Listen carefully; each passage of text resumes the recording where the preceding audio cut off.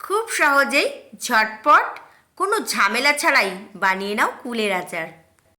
Hi friends, নতুন আরেকটি recipe নিয়ে তোমাদের সামনে চলে এলাম। তো কেমন আছো আমার বন্ধুরা? ভালো আছো তো? ভিডিওটা স্কিপ না করে পুরো ভিডিওটা দেখার অনুরোধ রইল। তো দেখো, আমি নিয়েছি 700 গ্রাম কুল। কুল আমি এইভাবে ফাটিয়ে নিচ্ছি, কারণ কুলের ভেতরে পোকা থাকে। তো এইভাবে আমি সব কুলগুলো ফাটিয়ে ভালো করে বেছে নেব। তার আগে আমি কুলগুলো খুব ভালো করে ধুয়ে পরিষ্কার করে জলে ভিজিয়ে রেখেছিলাম 10 মিনিটের জন্যে। তো দেখো, কুলগুলো আমি এভাবে ফাটিয়ে নিয়েছি। আর 700 গ্রামের মধ্যে ভালো কুল পেয়েছি আমি 500 গ্রাম। তো সবার প্রথমে আমি ভাজা মশলা বানিয়ে নেব। তো এর জন্য আমাদের লাগবে 2টো শুকনো লঙ্কা, 1 চামচ গোটা ধনে, 1 চামচ গোটা জিরে, সাদা জিরে, আর নিয়েছি হাফ চামচ মৌরি। মৌরি আমার ঘরে ভাজা ছিল, তো আমি সেটাই নিয়েছি। কড়াই বসিয়ে দিয়েছি। কড়াই ভালো করে গরম করে নেওয়ার পর দিয়ে দিলাম মশলা। এবার আমি আঁচটা কমিয়ে ভাজা মশলা তৈরি করে নেব।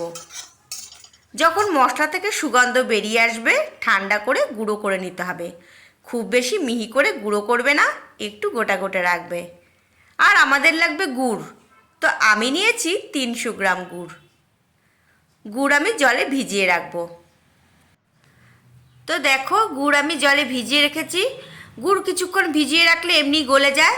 আর তোমাদের যদি খুব তাড়া থাকে, মানে তাড়াতাড়ি বানাতে হবে, তো কি করবে, গুড় এরকম শিলনোড়া দিয়ে গুঁড়ো করে তারপর জলে ভিজিয়ে রাখবে। এদিকে আমি কড়াই বসিয়ে দিয়েছি, দিয়ে দিলাম সাদা তেল। তেল কিন্তু খুব বেশি দেওয়ার দরকার নেই, সামান্য দিলেই হবে। দিয়ে দিলাম একটা শুকনো লঙ্কা, 1 চামচ 5 ফোড়ন। আঁচটা কমিয়ে রেখেছি। যখন ফোড়ন থেকে সুগন্ধ বেরিয়ে আসবে, ফাটিয়ে নেওয়া কুল দিয়ে দেব। কুল কিন্তু আমি খুব ভালো করে শুকাইনি, তোমরা দেখে নিশ্চয়ই বুঝতেই পারছো। কুল আমি মোটামুটি শুকিয়েছি। দিয়ে দিলাম স্বাদ অনুসারে নুন, হাফ টিস্পুন হলুদ গুঁড়ো। কিছুক্ষণ ভেজে নিয়েছি। এবার আমি গুড় ছেঁকে দিয়ে দেব, কারণ গুড়ে অনেক সময় বালি থাকে, নোংরা থাকে। তো এর জন্য আমি গুড় ছেঁকে দেব। তোমরাও কিন্তু এভাবে ছেঁকে দিতে পারো। আর তোমরা চাইলে গুড় আলাদা করে, মানে গুড়টা কি করবে, আগে গলিয়ে নেবে। আগে গলিয়ে নেওয়ার পর তারপর ছেঁকে দিতে পারো। তো এত ঝামেলা করার কোনো দরকার নেই, তোমরা এইভাবে বানাতে পারো। স্বাদ কিন্তু কোনো অংশে কম হবে না। তোমরা চাইলে কুল খুব ভালো করে শুকিয়ে তারপর আচারটা বানাতে পারো। তো দেখো, কিছুটা জল কিন্তু কমে গেছে। দিয়ে দেব বিট নুন। আঁচটা বাড়িয়েই কুলের আচার বানিয়ে নেব। আচারটা তৈরি হওয়ার পর তোমরা কাচের জারে রেখে দেবে, তাহলে অনেক দিন ভালো থাকবে।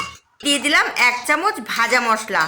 ভাজা মশলা এখন কিন্তু আমি পুরোটা দেব না, আবার সবার শেষে ছড়িয়ে দেব।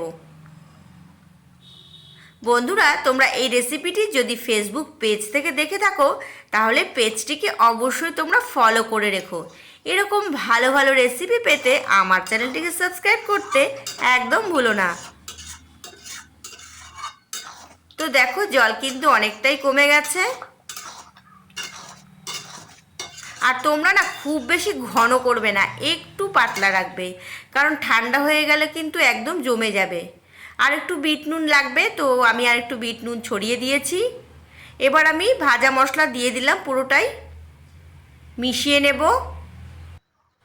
আর আচারটা কতটা সুস্বাদু হয়েছে, এটা কিন্তু তোমরা দেখলেই বুঝতে পারবে। তো কুলের আচার আমার একদম রেডি হয়ে গেছে। তো আমার কোন কোন বন্ধুর খেতে ইচ্ছে করছে আমাকে জানাবে কমেন্ট করে। চলো খেয়ে দেখা যাক কেমন হয়েছে।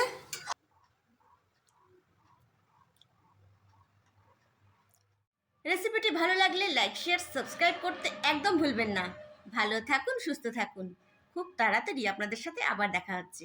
ততক্ষণের জন্যে বাই। Love you all.